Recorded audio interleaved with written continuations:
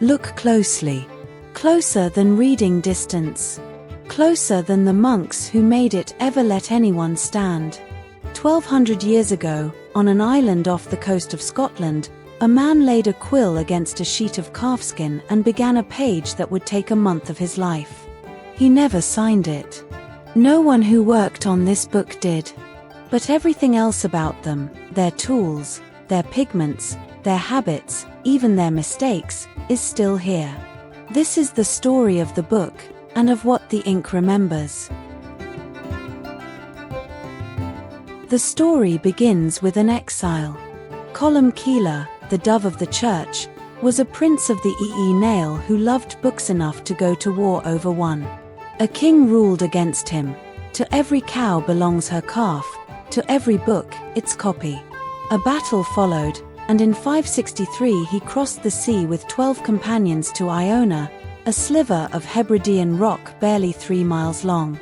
From that rock his monks carried their faith across northern Britain, and for 2 centuries their island scriptorium sharpened its craft. Around the year 797, the 200th anniversary of the founder's death, his heirs set out to honor him with the grandest gospel book the Irish world had ever attempted. It was never meant to be read.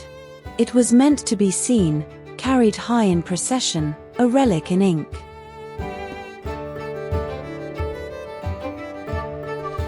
Begin with what it cost.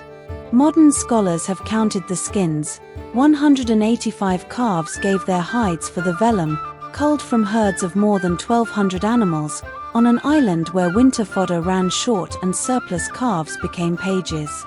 The monks wrote with quills cut from goose and swan feathers, in an iron gall ink that has stayed black for 12 centuries. There is no gold anywhere in the book. What glitters is orpiment, an arsenic yellow the medieval world called gold pigment, laid on so confidently that for 1,000 years visitors believed they were looking at treasure. In a sense they were. The century of study has learned to tell the hands apart. 4 scribes, working at different times, perhaps never all together, whom scholars can only call A, B, C, and D. The microscope shows their letters running over the painted frames, and that settles an old question. The men who wrote this book were the artists who painted it. The unfinished pages freeze them at work. On one folio the compass circles stand empty. On the next they are filled with yellow. On a third, the red dots have begun. Step by step, the book teaches us how it was made.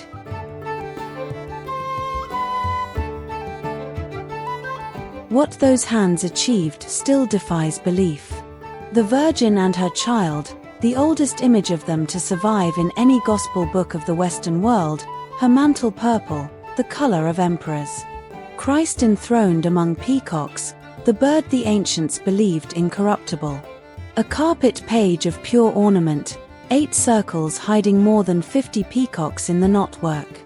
The devil himself, tempting Christ on the temple roof, painted in a black found nowhere else in the book, mixed, the spectrometers tell us, specially for him. Then the summit. Chi and Rho, the first 2 Greek letters of Christ's name, swollen until they devour an entire page. Inside the spirals, ordinary life carries on. 2 cats watch 2 mice nibble a communion wafer, and an otter grips a fish. Some crosses on this page are so small that only a reader bending low, in good light, would ever find them. The monks drew for God's eye, not ours. When the Welsh chronicler Giraldus Cambrensis met such a book in 1185, he gave the only verdict that has ever stuck: the work, not of men, but of angels. Victorian draftsmen tried to copy this page. They gave up.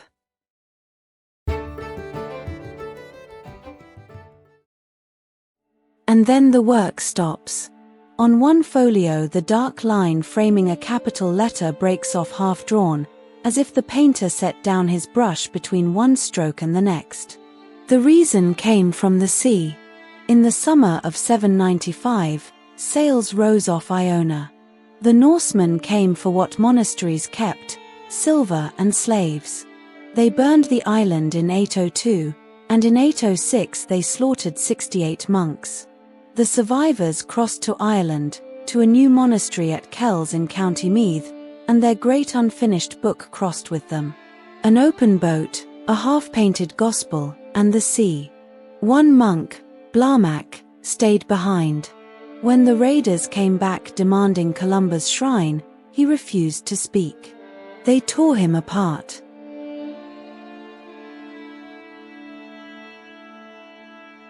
At Kells the book lived as its makers intended, a relic in a shrine wrought with gold. The gold was its undoing. In the year 1007 the Annals of Ulster record the crime, the great Gospel of Colum Cille, the chief relic of the Western world, stolen by night from the western sacristy of the great stone church of Kells, and found 2 months and 20 nights later, stripped of its gold and buried under a sod. The shrine was never seen again. Some 30 leaves went with it, among them the ending of John's Gospel and, almost certainly, the Colophon, the page where a scribe names himself. The thieves took the gold. They threw the treasure in the dirt, and they stole the makers' names.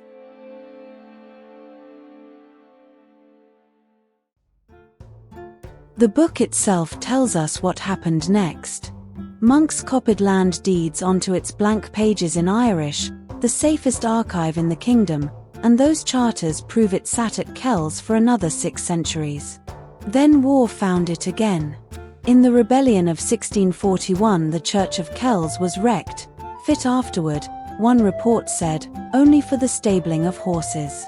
The book fled to Dublin, and in 1661 Henry Jones, a bishop who had served in Cromwell's army, presented it to Trinity College. It has never left.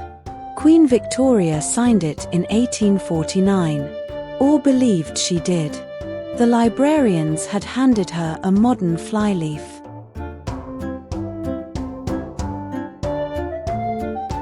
Its worst enemy carried no axe. In 1826 a Dublin binder named George Mullen, paid £22 for repairs, trimmed the leaves like a deck of cards and gilded the cut edges. An inch of 1,000-year-old illumination, gone. Rescue came in 1953, when Roger Powell took the book apart and found 140 leaves hanging loose. He flattened each one, bound the Gospels as 4 volumes, and in taking the book apart he gave scholars their first clear look at how it was built. Since then, the pages have answered question after question. The famous blues, long credited to lapis lazuli hauled from Afghanistan, turned out under the spectrometer to be woad, grown in Irish fields. The splendor was homemade. The scene once called the arrest of Christ has been read again, and it shows something gentler, Christ praying on the Mount of Olives. And now the restoration has gone digital. Page by page the stains lift, the severed borders grow back, and the book rises as its makers meant it to be seen.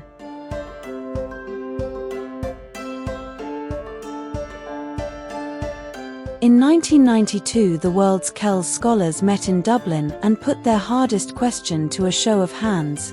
When, and where? The vote went to the 8th century, and to Iona, and it settled nothing. That is fitting. The book rests under glass in the long room now, a page turned at intervals, still keeping its secrets. The annalist called it the chief relic of the Western world, and 10 centuries on, the title stands. We know the carves and the pigments. We know 4 hands wrote it and painted it. We still cannot put a name to one of them. Look closely. They are here, in the ink.